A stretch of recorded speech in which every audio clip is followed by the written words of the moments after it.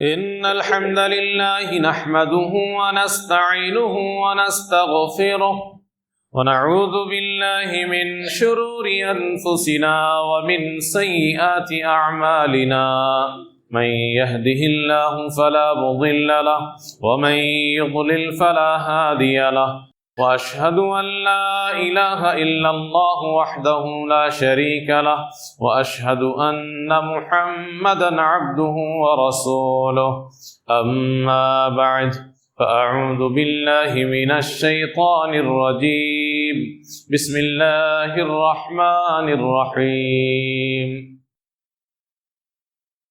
وأما الذين سعدوا ففي الجنة خالدين فيها ما دامت السماوات والأرض إلا ما شاء ربك عطاء غير مجذوذ.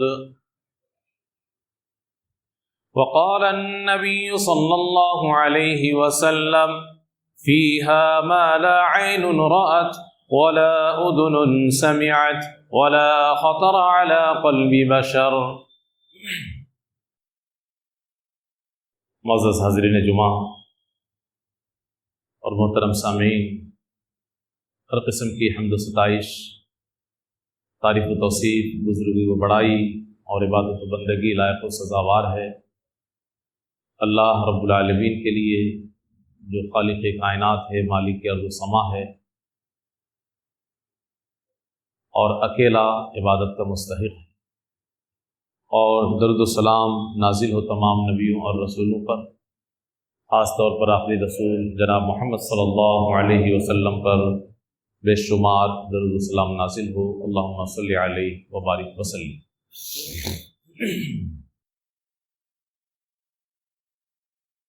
اللہ رب العالمین نے سب سے پہلا انسان آدم علیہ السلام کو پیدا فرمایا، اور آدم علیہ السلام کی پسلی کی ہڈی سے حوا علیہ السلام کو پیدا فرمایا، اور اللہ رب العالمین نے دونوں کو جنت میں ٹھہرایا. اللہ رب العالمین نے دونوں کو ایک نصیحت کی کہ لا تقرب هذه الشجرہ، اس والے درخت کے قریب مت جانا، باقی کھاؤ پیو رہو جہاں من چاہے اور جیسے چاہو. لیکن اس سے پہلے آدم علیہ السلام کو جب اللہ رب العالمین نے پیدا کیا تھا تو فرشتوں سے کہا تھا کہ آدم علیہ السلام کو سجدہ کرو. فرشتوں نے سجدہ کیا، لیکن فرشتوں کے بیچ میں رہنے والا ابلیس، جو حقیقت میں جن ہے، اس نے سجدہ نہیں کیا. جب فرشتوں سے اللہ نے سجدہ کرنے کے لیے کہا تو اس حکم میں ابلیس بھی شامل تھا کہ اس کو بھی سجدہ کا حکم عام تھا، اس کو بھی سجدہ کرنا تھا. اس نے تکبر کا راستہ اختیار کیا، سجدہ نہیں کیا. اللہ رب العالمین نے اسے ڈانٹا، پھٹکارا، مردود و ملعون قرار دیا اور اپنی رحمت سے اسے دور کر دیا. تو اس وقت ابلیس نے اللہ رب العالمین سے اجازت مانگی کہ اللہ، میں اس آدم کو سجدہ نہ کرنے کی وجہ سے تیری رحمت سے دور ہو گیا، تب مجھے تو مہلت دے، طاقت دے، اجازت دے کہ میں آدم اور اس کی نسل کو بہکا سکوں. اور قیامت تک کی اس نے اللہ رب العالمین سے مہلت لے لی.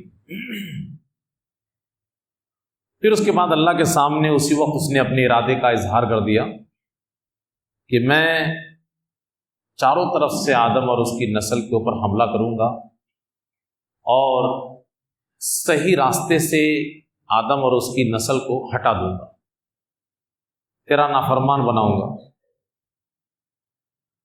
اللہ رب العالمین نے کہا کہ تجھے آزادی ہے، تجھے چھوٹ ہے اس سلسلے میں، لیکن میرے مخلص بندے وہ تیرے سازش کا شکار نہیں ہوں گے، تیرے جال میں نہیں پھنسیں گے۔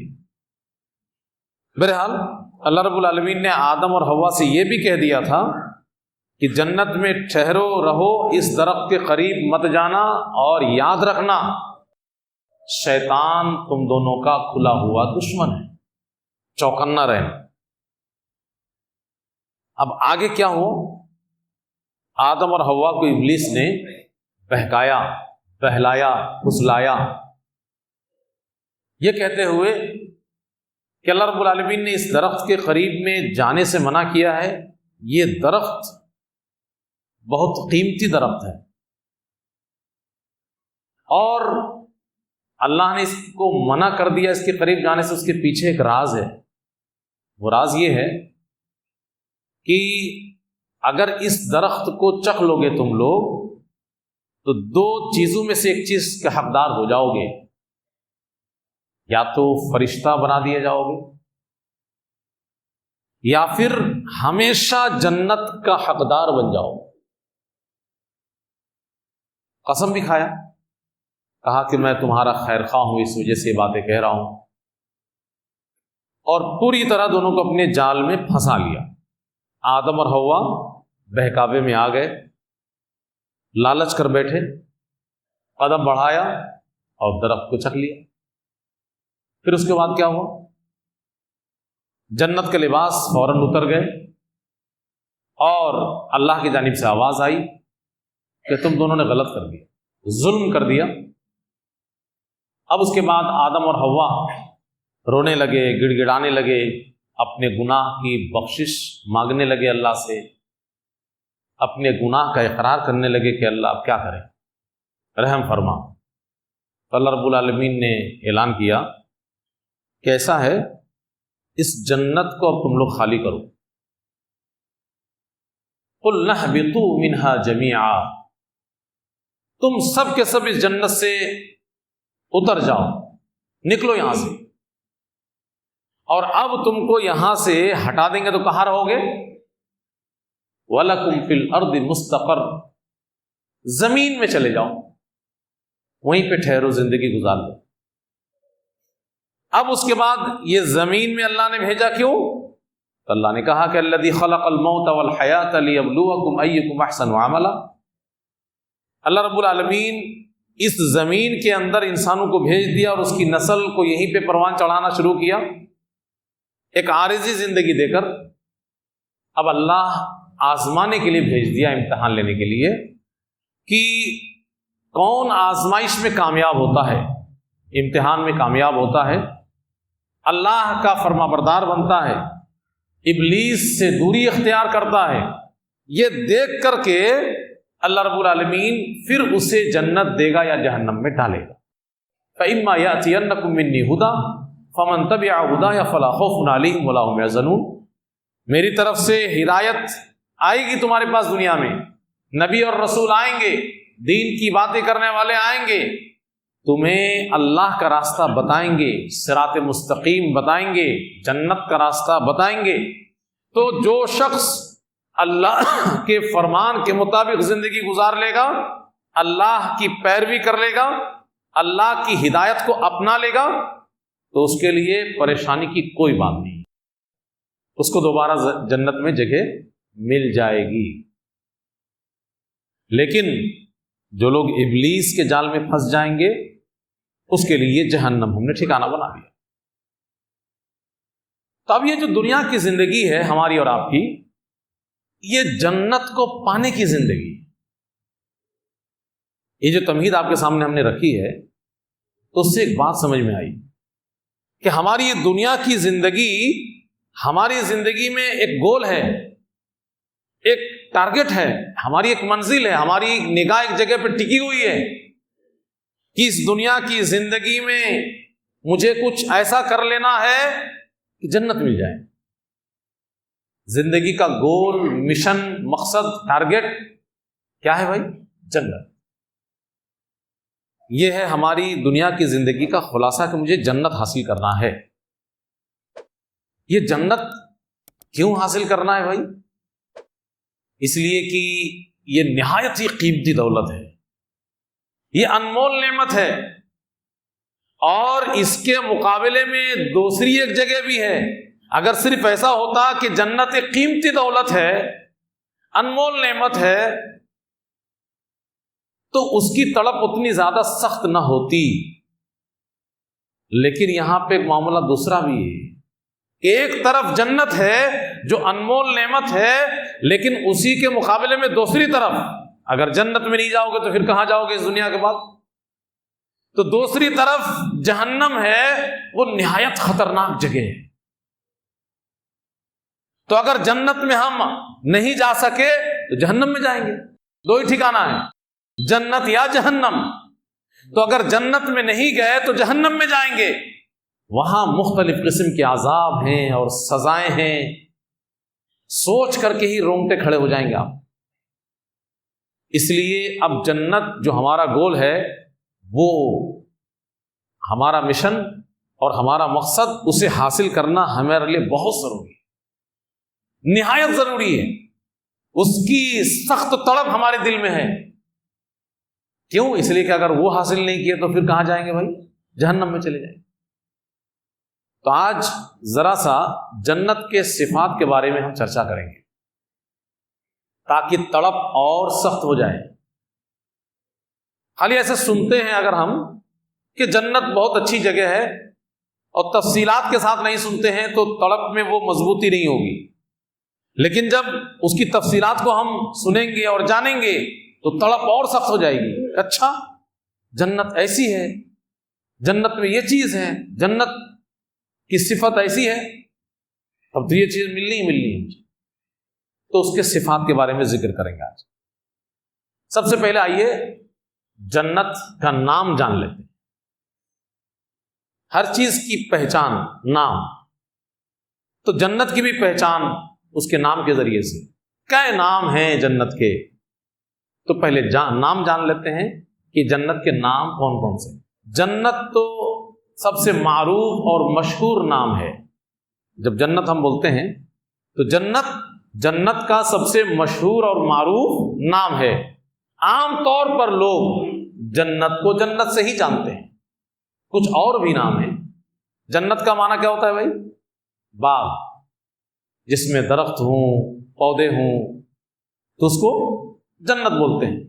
اور خاص طور پہ جنت کے معنی میں یہ بات بھی شامل ہے کہ گھنے درخت ہوں، خوب پتے دار درخت ہوں، اتنے زیادہ گھنے اور پتے دار کہ کوئی انسان اس باغ میں جائے تو چھپ جائے، نظر ہی نہ آئے، تو جنت کو جنت کہا جاتا ہے۔ تو جنت تو ایک عام نام ہے جو آپ ہر وقت سنتے رہتے ہیں۔ دوسرا نام ہے دارالسلام۔ جنت کا دوسرا نام ہے دارالسلام، سلامتی کا گھر، جہاں پہ کسی بھی قسم کا کوئی خطرہ نہیں ہے، اس لیے اس کو کیا بولتے ہیں؟ دارالسلام۔ قرآن میں اللہ رب العالمین نے ذکر کیا ہے لہم دارالسلام عند ربہم، جنتیوں کے لیے اللہ کے پاس سلامتی کا گھر ہے۔ اللہ خود سلام ہے، اس لیے بولتا ہے عبدالسلام، کوئی نام رکھتا ہے عبدالسلام، کیونکہ اللہ کا ایک صفتی نام سلام بھی ہے۔ اور اس نے ہم سب کے لیے دارالسلام بنایا ہے، جہاں پہ آپ ہر قسم کی پریشانی سے محفوظ ہوں گے، کوئی ٹینشن نہیں، کوئی خطرہ نہیں، آپ صحیح سالم رہیں گے۔ جنتی لوگ آپس میں بھی سلام سلامی کہیں گے، ایک دوسرے کو سلام سلام، تو اس کے وہ بولتے ہیں دارالسلام۔ اسی طریقے سے جنت کا ایک نام دارالخلد بھی ہے۔ دارالخلد، دار مانے ہوتا ہے گھر اور خلد مانے ہمیشگی، تو دارالخلد ہمیشگی کا گھر۔ یہ جو دنیا ہے، زمین والی زندگی، یہ ہمیشہ کی زندگی تو ہے نہیں بھائی، چھوڑ کے جانا ہے، مرنا ہے۔ اس کو ہم لوگ کیا بولتے ہیں؟ عارضی دنیا، عارضی زندگی۔ لیکن جنت کیا ہے؟ دارالخلد، ہمیشہ کا گھر، لہذا وہاں کی زندگی بھی ہمیشہ کی زندگی ہوگی۔ جو جنت میں چلا گیا اب جنت سے وہ کبھی نکالا نہیں جائے گا، اور جنت میں اس سے موت بھی نہیں آئے گی، اب وہ ہمیشہ کی زندگی ہے۔ قرآن میں رب العالمین نے ذکر کیا ہے کہ وَأَمَّا الَّذِينَ سُعِدُوا فَفِي الْجَنَّةِ خَالِدِينَ فِيهَا مَا دَامَتِ السَّمَاوَاتُ وَالْأَرْضُ إِلَّا مَا شَاءَ رَبُّكَ، کہ جو لوگ نیک ہوں گے، نیک بخت لوگ، فَفِي الْجَنَّةِ وہ جنت میں ہوں گے، خالدین فیہا ہمیشہ اس جنت میں رہیں گے۔ کب تک؟ کہتے ما دامت السماوات والارض، جب تک آسمان اور زمین ہوگی، یعنی اشارہ اس بات کی طرف کہ ہمیشہ۔ بھائی قیامت قائم ہونے سے پہلے اتھل پتھل اللہ کرے گا، ستاروں کو توڑ دے گا، پہاڑوں کو ریزہ ریزہ کر دے گا، ہاں زمین کے اندر اتھل پتھل کر کے آگ لگ جائے گی سمندر میں، زمین کو اللہ چپٹی بنا دے گا، چٹیل میدان بنا دے گا، وغیرہ وغیرہ۔ لیکن اب جو اس کے بعد کی زمین ہوگی قیامت قائم ہونے کے بعد، اس میں اب کوئی ٹوٹ پھوٹ ہونے والا نہیں، اور اس کو بھی فنا سے مکتی مل جائے گی۔ آسمان اور زمین ہمیشہ رہیں گے، اور جنتی بھی جنت میں ہمیشہ رہیں گے۔ اسی لیے آگے کہا گیا عطاء غیر مجزوز، یہ جو جنت کی نعمت ملے گی یہ ایسا ہدیہ ہوگا، ایسی نعمت ہوگی جو غیر مقطوع ہوگی، یعنی اس سے محرومی کبھی بھی آپ کو محرومی کا سامنا نہیں کرنا پڑے گا کہ کبھی کسی موقع سے اللہ ناراض ہو جائے، کوئی معاملہ ہو جائے اور آپ نکال دیے جائے، معاملہ ہی ختم۔ غیر مجزوز، جو ختم نہ ہونے والی جنت ہوگی، ختم نہ ہونے والی نعمت ہوگی، عطاء غیر مجزوز، اسی لیے دار الخلد کہا گیا۔ قرآن میں جگہ جگہ اللہ رب العالمین نے کہیں خالدینہ کہا، کہیں خالدن کہا، ہمیشہ رہیں گے۔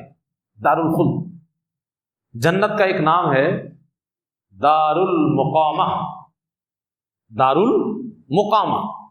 مقامہ کا مطلب کیا ہوتا ہے؟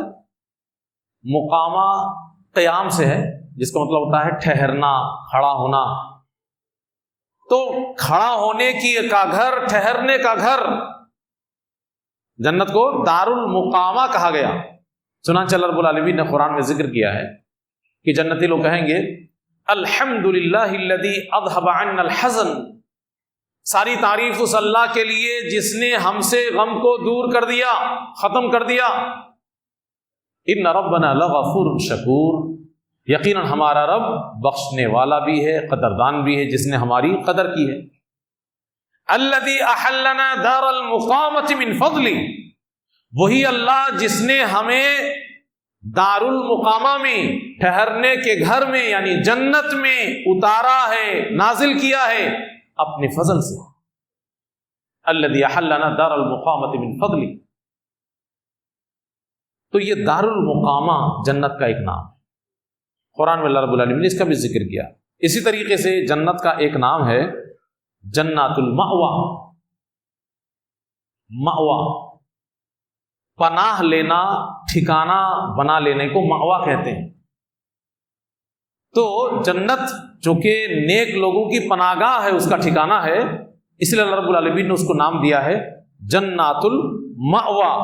قرآن میں اللہ رب العالمین نے کہا کہ عندها جنت المأوى، کہ سدرۃ المنتہا کے پاس جنت ماوا ہے، یعنی جنت ہے۔ اسی طریقے سے قرآن میں اللہ رب العالمین نے کہا وَأَمَّا مَنْ خَافَ مَقَامَ رَبِّهِ، جو شخص اپنے رب کے سامنے کھڑا ہونے سے ڈر گیا، وَنَهَى النَّفْسَ عَنِ الْهَوَىٰ، اور نفس کی خواہشات سے اپنے آپ کو بچا لیا، رک گیا، فَإِنَّ الْجَنَّةَ هِيَ الْمَأْوَىٰ، تو جنت اس کا ٹھکانہ ہے۔ تو جنت ماوا بھی ایک نام ہے جنت کا، مطلب یہ ہوگا کہ مومنوں کی پناہ گاہ، مومنوں کا ٹھکانہ۔ ایک نام ہے جنت کا جنت عدن، جنت عدن۔ اللہ رب العالمین نے قرآن میں اس کا بھی ذکر کیا ہے کہ جنات عدن التی وعد الرحمن عبادہ بالغیب، کہ اچھے لوگ جنات عدن میں ہوں گے، جس کا وعدہ رحمان نے غائبانہ طور پہ کیا ہے۔ مفسرین کہتے ہیں کہ جنات عدن تمام قسم کے جنتوں کو شامل ہے۔ جنات عدن جنت کی جتنی بھی قسمیں ہیں سب کو شامل ہے، ایک عام چیز ہے جس کو جنات عدن کہا جاتا ہے۔ ایک اور نام ہے جنت کا، دار الحیوان۔ دار الحیوان، حیوان تو جانتے ہیں آپ، زندگی کو حیات، حیات مانے زندگی، اسی سے حیوان وہ بھی زندگی۔ دار الحیوان کا معنی کیا ہوگا؟ زندگی کا گھر۔ دار مانے گھر، الحیوان مانے زندگی، تو جنت کو دار الحیوان بھی کہا گیا۔ وَإِنَّ الدَّارَ الْآخِرَةَ لَهِيَ الْحَيَوَانُ، قرآن میں اللہ رب العالمین نے ذکر کیا ہے کہ آخرت کا جو گھر ہے، تو آخرت کا گھر کون سا ہے بھائی؟ آخرت کا گھر جنت ہے۔ آخرت کا مومنوں کا گھر جنت ہے۔ تو وَإِنَّ الدَّارَ الْآخِرَةَ لَهِيَ الْحَيَوَانُ، کہ آخرت کا گھر دار الحیوان ہے، ہمیں زندگی کا گھر ہے وہ۔ تو جنت کو اس مناسبت سے کیا کہتے ہیں؟ دار الحیوان۔ اسی طریقے سے جنت کا سب سے اونچا مقام اور مرتبے کا نام، یعنی سب سے اونچی والی جنت کا نام جنت الفردوس۔ اللہ رب العالمین نے قرآن میں اس جنت کا بھی تذکرہ کیا ہے، ان الذین آمنوا وعملوا الصالحات کانت لہم جنت الفردوس نزلا۔ یقیناً جو لوگ ایمان لائیں گے اور نیک اعمال کریں گے ان کے لیے جنت الفردوس ہوگی، وہاں پہ ان کی مہمان نوازی ہوگی۔ تو سب سے اونچے درجہ والی جنت جنت الفردوس ہے، اور اسی وجہ سے پیارے رسول جناب محمد صلی اللہ علیہ وسلم فرماتے ہیں کہ اللہ سے جب مانگو تو ہلکا پھلکا والا مت مانگو، جب بھی اللہ سے مانگو سب سے اونچا والا مانگو۔ اس لیے اللہ سے مانگنے میں کبھی کنجوسی نہیں کرنا چاہیے بھائی، کوئی بھی چیز مانگو تو اللہ سے بے انتہا مانگو، شرماؤ بھی نہیں کبھی کہ اللہ سوچے کہ بندہ کتنا مانگ رہا ہے۔ اللہ خوش ہوتا ہے کہ میرا بندہ میرے بارے میں جانتا ہے کہ میں یہ سب دے سکتا ہوں، اس لیے اللہ سے کبھی بھی مانگنے میں کنجوسی مت کرو، مانگو تو بے شمار مانگو۔ پیارے نبی جناب محمد صلی اللہ علیہ وسلم فرماتے ہیں کہ فَإِذَا سَأَلْتُمُ اللَّهَ، جب تم اللہ سے مانگو سوال کرو، فَاسْأَلُوهُ الْفِرْدَوْسَ، تو پھر اللہ سے چھوٹی موٹی جنت مت مانگو ڈرتے ہوئے کہ ہم بڑے پاپی ہیں، گنہگار ہیں، کسی طرح اللہ بس جنت دے دے چھوٹی موٹی والی، یہ مایوسی ہے، یہ چیز اللہ کو پسند ہی نہیں ہے۔ جب بھی مانگو، کتنے بڑے پاپی ہو گنہگار ہو سب کچھ ہے، مانگو تو اللہ سے کہو کہ اللہ سب سے اونچی والی چاہیے۔ فَإِذَا سَأَلْتُمُ اللَّهَ فَاسْأَلُوهُ الْفِرْدَوْسَ، جب اللہ سے مانگو تو پھر سب سے اونچی جنت مانگو، اے اللہ جنت الفردوس دے۔ تو ایک نام ہے جنت الفردوس۔ اسی طریقے سے ایک نام ہے جنت کا المقام الامین۔ مقام میں نے تو ابھی آپ نے سنا، ٹھہرنے کی جگہ، قیام کرنے کی جگہ، رکنے کی جگہ، اور الامین امن و امان والی جگہ۔ الامین مطلب امن و امان والی، جہاں آپ کو سکون ہوگا، آپ مطمئن ہوں گے، مامون ہوں گے، آرام میں ہوں گے آپ۔ المقام الامین، امن و امان والی جگہ، یہ جنت کا ایک نام۔ اللہ رب العالمین نے قرآن میں اس کا بھی ذکر کیا ہے، ان المتقین فی مقام امین، کہ متقی لوگ مقام امین میں ہوں گے، یہ جنت کا ایک نام ہے، امن و امان والی جگہ میں ہوں گے۔ جنت کا ایک نام ہے مقعد صدق۔ مقعد مطلب ہوتا ہے بیٹھنے کی جگہ، قعدہ یقعدو اسی سے بنتا ہے مقعد، بیٹھنے کی جگہ، قعدہ مانے بیٹھا، اور صدق کا معنی ہوتا ہے سچائی، سچائی کے بیٹھنے کی جگہ، یعنی مومنوں کے بیٹھنے کی جگہ۔ ان المتقین فی جنات ونہر فی مقعد صدق، متقی لوگ باغات میں ہوں گے، نہروں میں ہوں گے، فی مقعد صدق، مقعد صدق میں ہوں گے، سچائی کی بیٹھک میں ہوں گے، عند ملیک مقتدر، طاقت اور قوت والے بادشاہ کے پاس۔ تو ایک نام ہے مقعد صدق۔ یہ ناموں کا چرچا ہو گیا، جنت کے دروازے کتنے ہیں؟ آپ لوگ تو سنے ہوں گے، رمضان کا مہینہ آتا ہے تو ہر سال سنتے ہیں آپ۔ کیوں؟ اس لیے کہ جنت میں ایک دروازہ روزے داروں کے لیے خاص ہے، تو جب رمضان آتا ہے جنت کے دروازہ کا بھی ذکر عام طور پہ ہوتا ہے۔ جنت کے کل 8 دروازے ہیں، 8 دروازے، تمام جنت، اس 8 کے علاوہ کوئی اور راستہ نہیں ہے۔ 8 دروازوں میں سے کسی نہ کسی دروازے سے ہم کو آپ کو جنت میں داخل ہونا ہے۔ تو 8 دروازے ہیں، بڑا آسان نام ہے، اس کو سن لیجئے ایک بار، اور اگر یاد رکھ سکے تو یاد رکھ لیجئے۔ بھائی جو ہمارا ٹارگٹ ہے اس کے بارے میں ایک ایک چیز ہم ذہن میں محفوظ رکھیں، تاکہ جب وہاں جائیں تو اجنبیت محسوس نہ ہو کہ بھائی ہم کچھ جانتے ہی نہیں تھے، لگتا اس کے بارے میں سب کچھ جانے بوجھے پہچانی ہوئی جگہ میں جائیے۔ جنت کے 8 دروازے،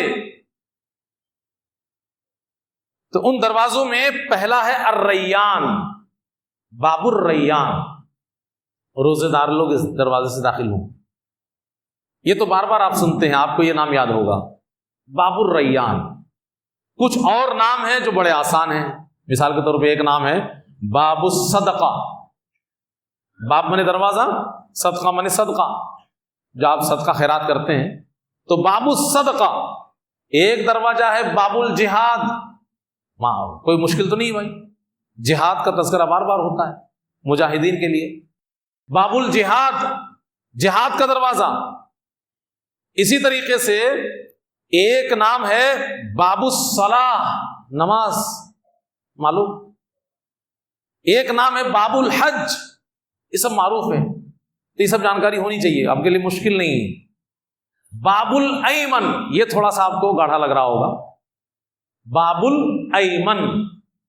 ایک دروازہ ہے باب الذکر یا باب العلم، یہ بھی معروف ہے، ذکر بھی معروف چیز ہے، علم بھی معروف چیز ہے، مشہور ہے، باب الذکر یا باب العلم۔ اور آخری دروازہ، 8واں دروازہ کا نام ہے باب الکاظمین الغیظ۔ یہ کاظمین الغیظ یہ بھی گاڑھا ہے، لیکن ترجمہ یاد کر لیجیے تو آسان ہو جائے گا۔ غصہ پینے والے، باب الکاظمین الغیظ، غصہ کو پینے والوں کا دروازہ، غصہ پی جانے والے کا دروازہ، باب الکاظمین الغیظ۔ اب آئیے، وقت ختم ہونے پہ ہے، یہ سلسلہ انشاءاللہ آگے بھی جاری رکھیں گے ہم اگلے خطبے میں بھی، چونکہ اب جب گفتگو شروع ہو گئی ہے تو انشاءاللہ پوری کرنی ہے۔ جنت کی شان، ذرا سا اس کی شان کے اوپر تھوڑی گفتگو ہو جائے، جہاں تک بات ہو جائے گی وہاں پہ بات ختم کر دیں گے۔ پیارے نبی جناب محمد صلی اللہ علیہ وسلم نے جنت کا تذکرہ کرتے ہوئے کہا کہ جنت کیا چیز ہے۔ ہم آپ کو جنت کے صفات بتانا شروع کر دیے ہیں، لیکن پہلے ہی آپ کے سامنے جو اس کی شان کے بارے میں چرچا ہوگا اس سے پتہ ہی چلے گا کہ یہ صرف ہمارے تصور میں لانے کے لیے کچھ باتیں ہیں جو جنت کے بارے میں ہم کرنے جا رہے ہیں، ورنہ حقیقت میں جنت کیسی ہوگی یہ ہم اپنے آج کے دماغ میں ہم یہ سوچ ہی نہیں سکتے۔ پیارے نبی صلی اللہ علیہ وسلم فرماتے ہیں فیہا ما لا عین رات، جنت میں جتنی بھی ساری چیزیں ہوں گی کسی آنکھ نے اس کو دیکھا ہی نہیں ہے، جب دیکھا ہی نہیں ہے تو اس کو آپ صحیح سے کیسے بول سکتے ہیں؟ ولا اذن سمعت، کسی کان نے اس کو سنا ہی نہیں ہے، سنا ہی نہیں ہے تو آپ کیسے دوہرا سکتے ہیں؟ ولا خطر علی قلب بشر، کسی انسان کے دل میں اس کی تصویر اور اس کا تصور جاگا ہی نہیں ہے، کبھی خیال میں بھی انسان کے، کسی بھی انسان کے دل میں، یہاں تک کہ محمد عربی صلی اللہ علیہ وسلم کے دل میں بھی خیال تک نہیں پیدا ہوا کہ جنت کی چیز کیسی ہوگی۔ تو حقیقی تصویر تو آپ کے سامنے نہیں آ پائے گی، صرف کچھ جھلملی سی تصویر آپ کے سامنے آئے گی، ایک سوچ کے لیے، سمجھ کے لیے کہ ہاں ایسی ہوگی، لیکن حقیقت میں کیسی ہے وہ وہاں جانے کے بعد ہی آپ اس کو سمجھ سکتے ہیں۔ دنیا میں اللہ نے جو ہم کو آپ کو دماغ دیا ہے، اس دماغ میں وہ طاقت ہی نہیں ہے کہ جنت کی کسی چیز کے بارے میں سوچ سکے۔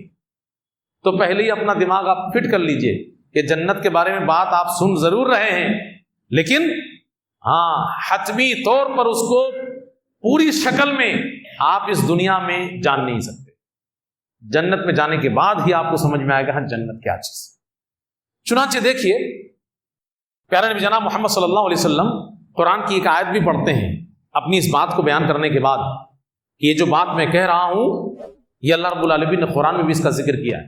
تتجافى جنوبهم عن المضاجع، جو نیک لوگ ہیں وہ اپنے بستروں سے اپنے پہلو کو الگ رکھتے ہیں، رات میں اللہ کی عبادت کرتے ہیں.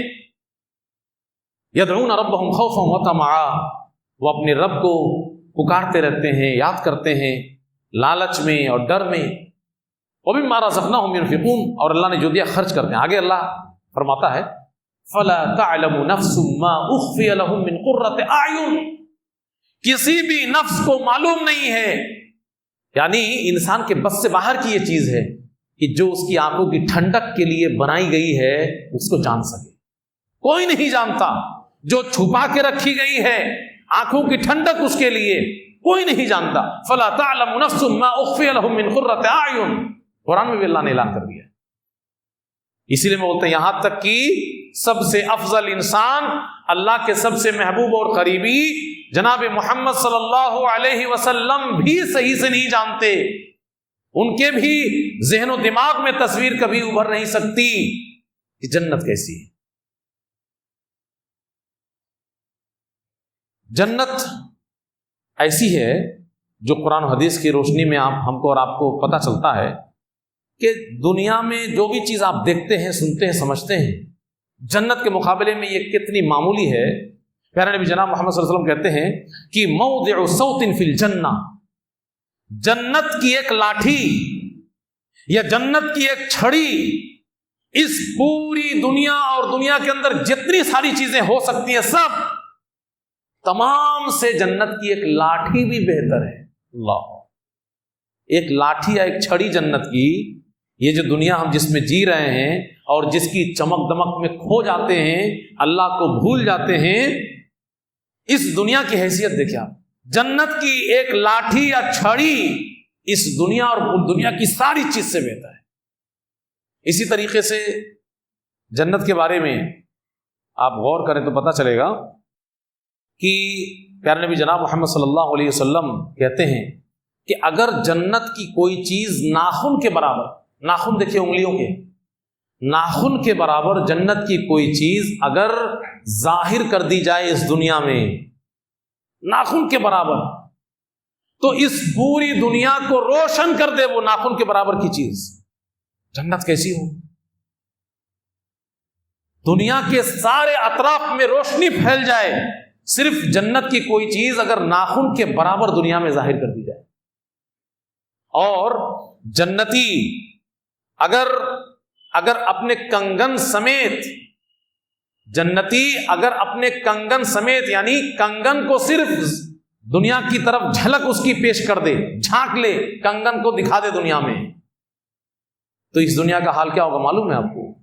یہ جو سورج جس کی چمک اور روشنی کی پوری دنیا اس کا معترف ہے، اس سورج کی روشنی ماند پڑ جائے، اس کی روشنی ختم ہو جائے اس کی چمک کے سامنے، بالکل ویسے ہی جیسے تاروں کی چمک ختم ہو جاتی ہے سورج کے سامنے. سورج نکلتے ہی تارے کی چمک غائب. آپ کو تارے ہیں موجود آسمان میں، لیکن سورج کی روشنی اتنی پاورفل ہے کہ آپ کو تارا دن میں نظر ہی نہیں آتا ہے، تارا کو آپ دیکھ ہی نہیں سکتے ہیں. تو جنتی اپنے کنگن کی اگر جھلک پیش کر دے صرف دنیا میں، جنتی کی کنگن سے یہ سورج کی روشنی ختم، آپ کو سورج ہی نظر نہیں آئے. یہ جنت کی شان ہے. اسی طریقے سے پیارے نبی جناب محمد صلی اللہ علیہ وسلم فرماتے ہیں کہ جنت کی نعمتیں ایسی ہیں کہ اگر خوشی سے بھی کچھ لوگوں کو موت ہو جاتی ہے، مارے خوشی کے برداشت نہیں کر پاتا ہے، زیادہ خوشی، کہتے ہیں اگر حقیقی معنی میں موت کا تصور خوشی کے ساتھ کی جائے، موت کا تصور کیا جائے خوشی کے ساتھ، کہ بہت زیادہ خوش ہو کر کے کوئی مر جائے، تو کہ جنت صرف اس لائق ہے کہ جنت کی نعمتیں ایسی ہیں کہ آدمی کو اٹیک پڑ جائے، جنت کی نعمتیں دیکھ کر کے اس کو موت آ جائے. لیکن جنت میں موت نہیں آئے گی. یہ دنیا میں تو آپ لوگوں کے علم میں یہ بات آتی ہے کہ فلاں خوشی سے مر گیا، لیکن حقیقی معنی میں جنت کی نعمت اس لائق ہے کہ وہاں پہ سب کو اٹیک آ جائے، لیکن جنتیوں کے سامنے اعلان کر دیا جائے گا، چت قبر مینڈھے کی شکل میں موت کو لا کر کے ذبح کر دیا جائے گا، کہا جائے گا یا اہل الجنت خلود فلا موت، اے جنتیوں ہمیشہ رہنا ہے، اب موت کبھی نہیں آئے گی، اس لیے اٹیک نہیں پڑے گا وہاں، ورنہ جنت کی نعمت ایسی ہے کہ سب کو اٹیک پڑ جائے۔ یہ پیارا نبی جناب محمد صلی اللہ علیہ وسلم نے بیان فرمایا ہے۔ اسی طریقے سے جنت کی خوشبو، جنت کی خوشبو، پیارا رسول جناب محمد صلی اللہ علیہ وسلم فرماتے ہیں کہ من قتل معاہدن، جس نے کسی ذمی کو قتل کیا، ذمی سمجھتے ہیں آپ لوگ بھائی، مسلم حکومت میں کوئی غیر مسلم عہد و پیمان کے ساتھ رہے، مسلم حکومت کے ماتحت میں کوئی غیر مسلم عہد و پیمان کے ساتھ رہے جزیہ دے کر کے، تو اس کو ذمی کہتے ہیں۔ تو کسی ذمی کو قتل کر دیا اگر کوئی مسلمان، یہ بڑا جرم ہے، آپ کسی غیر مسلم کو جو ذمی ہے قتل نہیں کر سکتے۔ تو ایسے شخص کے بارے میں کہا کہ لم یرح رائحۃ الجنہ، ایسا شخص اتنا بڑا مجرم ہے کہ اس کو جنت کی خوشبو نصیب نہیں ہوگی۔ وَإِنَّ رِيحَهَا تُوجَدُ مِن مَّسِيرَةِ 40 عاما، 40 سال کی مسافت کی دوری سے جنت کی خوشبو مل جائے گی۔ وہاں کی خوشبو اتنی پاورفل ہوگی کہ جنت کی خوشبو جن کو ملنی ہوگی 40 سال کی مسافت کی دوری سے ہی خوشبو ملنے لگے کہ جنت کی خوشبو آ رہی ہے۔ تو اس کی خوشبو کا یہ عالم ہے کہ 40 سال تک سفر کر کے آپ جہاں تک پہنچیں گے اتنی دوری سے پہلے ہی اس کی خوشبو آپ محسوس کر سکتے ہیں اور سونگھ سکتے ہیں۔ اور آخری بات اس سلسلے میں کہہ کر کے بات ختم کر دی جائے کہ جنت کیا چیز ہوگی کہ اللہ کے نبی صلی اللہ علیہ وسلم فرماتے ہیں کہ جو شخص دنیا میں بے حد پریشان رہا ہوگا، یعنی دنیا کا سب سے پریشان، سب سے زیادہ پریشان شخص، آپ ایک تصور کر لیجئے کہ آدم علیہ السلام سے لے کر کے قیامت قائم ہونے تک اس دنیا میں جو شخص سب سے زیادہ پریشانی کی زندگی گزارا ہوگا، یعنی جس کی زندگی میں عیش و آرام نام کی کوئی چیز نہیں ہوگی، سب سے زیادہ تکلیف میں زندگی گزارنے والا، ایسے شخص کو جنت کی نہر میں ایک مرتبہ ڈبکی لگا دیا جائے گا کہ جنت میں ڈبکی لگا کر کے اس کو پوچھا جائے گا۔ اب اس کا مزہ اور اس کی لذت کیا چیز ہوگی کہ اس سے پوچھا جائے گا کہ بھائی تم کو کبھی کوئی تکلیف پہنچی؟ اس سے پوچھا جائے گا ہل رأیت شرا قط، کیا تم نے کبھی کوئی بوسن قط، کبھی کوئی تکلیف دیکھی؟ کوئی بھی تکلیف کبھی؟ سب ختم ایک ڈبکی میں۔ ہے کہ اللہ کی قسم کوئی پریشانی میرے پاس تو کبھی آئی نہیں ہے، پریشانی سے کبھی کوئی سامنے ہی نہیں ہوا ہے، اتنے مزے میں آ جائے گا وہ، صرف ایک ڈبکی کا یہ عالم ہے۔ یہ جنت کی ایک جھلک آپ کے سامنے ہم نے رکھی ہے، ابھی مزید باتیں آپ کے سامنے اگلے خطبے میں آئیں گی۔ جنت کیا چیز ہے؟ اللہ رب العالمین سے دعا کریں کہ اللہ رب العالمین ہم سب کے دلوں میں جنت کی تڑپ مضبوط کر دے۔ اللہ رب العالمین ہم سب کو جنت کے حصول کے لیے زیادہ سے زیادہ نیکیاں کرنے کی توفیق عنایت فرمائے۔ رمضان کا مہینہ آنے والا ہے، اللہ رب العالمین اس مہینے میں بکثرت عبادت کا اہتمام کر کے ہم سب کو جہنم سے آزاد کرے اور جنت الفردوس میں ہم سب کو جگہ عنایت فرمائے۔